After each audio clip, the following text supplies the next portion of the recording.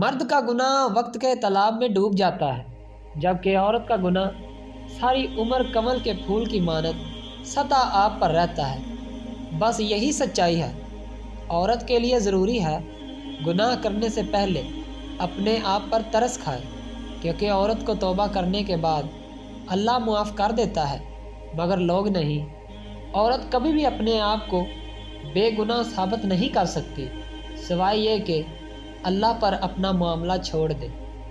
اپنی بیویوں کو کبھی دکھ نہ دے، کیونکہ ان کی زندگی آپ پر شروع اور آپ پر ہی ختم ہوتی ہے۔ جب عورت گھر سے رخصت ہوتی ہے تو وہ اپنے ناز نخرے چھوڑ کر جا رہی ہوتی ہے۔ عورت کی محبت ایک ہی ہوتی ہے، جبکہ مرد کی محبت بدلتے دن کی طرح ہوتی ہے۔ عورت کو پانا ہے تو اس کی کمزوری پکڑو۔